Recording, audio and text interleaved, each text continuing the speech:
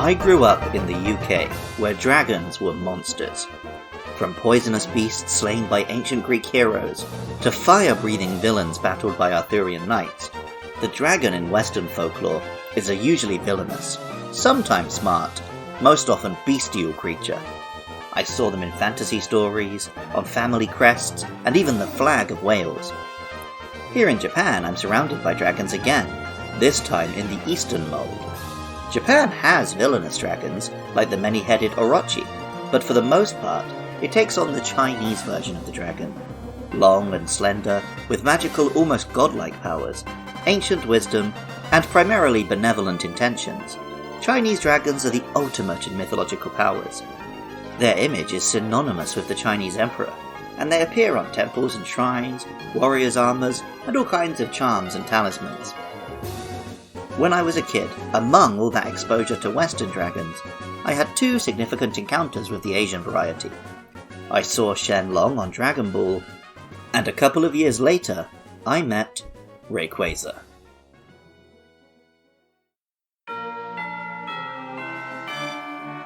I'm Luke Summerhays, and I love Rayquaza.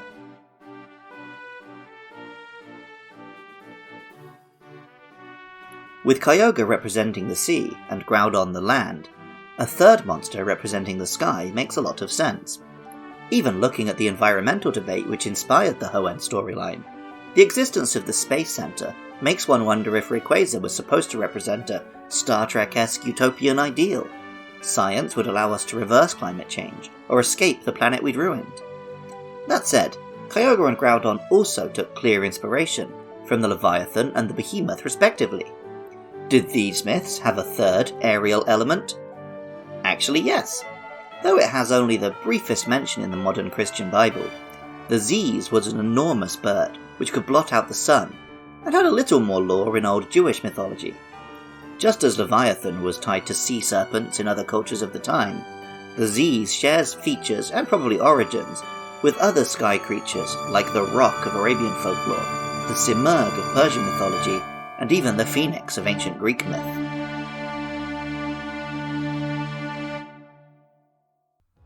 Rayquaza's role in the so-called Weather Trio draws comparison to the Z's, but the similarities pretty much start and end with Big and rules the sky.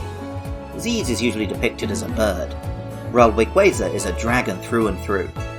A dragon and flying type Pokémon with a cool armoured design and elaborate head crest that make it look less like a living dragon and more like a statue come to life. Rayquaza's role in the eternal battle of Kyogre and Groudon is to keep the other two under control. Pokémon Emerald tells us, "A Pokémon that flies endlessly in the ozone layer. It is said it would descend to the ground if Kyogre and Groudon were to fight." Kyogre and Groudon were said to be millennia old, a long time in terms of human civilization, but a blink of the eye in the grand scheme of the universe. Rayquaza, on the other hand, is cosmically old. Pokémon Ruby tells us, "Rayquaza lived for hundreds of millions of years in the Earth's ozone layer, never descending to the ground. This Pokémon appears to feed on water and particles in the atmosphere." Pokémon Sapphire tells us, "Rayquaza is said to have lived for hundreds of millions of years in the Earth's ozone layer, above the clouds. Its existence had been completely unknown, because it lived so high in the sky." Pokémon has had monsters implied to come from space a couple of times, like Clefairy's supposed origins on the moon. But this is unusually common in the third generation specifically. Lunatone and Solrock are literal meteors, Sableye is inspired by the Hopkinsville goblins, and Claydol reminds us of ancient alien theories about Shomon pottery figures. Rayquaza, along with the two mythicals we'll talk about next, is the culmination of all that. It lives at the edges of the atmosphere, and defends Earth from space attacks. Its name even comes from quasar, a powerful object at the center of some galaxies. The Japanese pronunciation, Rayquaza, may also take on some Japanese words meaning rending the sky, throne, or constellation. It's a very cool, it's a very legendary name. Pokémon Fire Red and Leaf Green tell us, "It has lived for hundreds of millions of years in the ozone layer. Its flying form looks like a meteor." And Pokémon Alpha Sapphire told us, "It flies forever through the ozone layer. consuming meteoroids for sustenance. The many meteoroids in its body provide the energy it needs to Mega Evolve.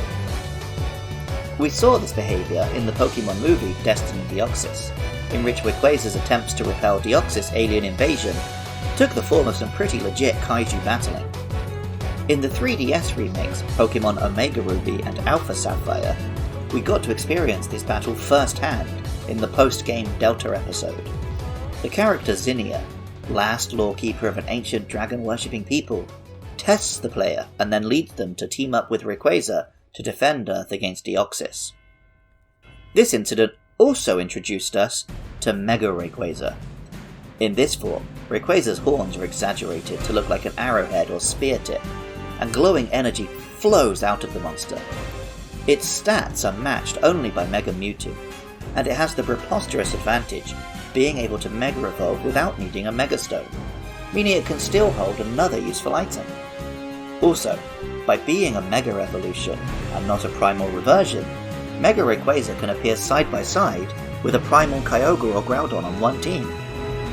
Rayquaza was always powerful, but in this form it was genuinely dominant.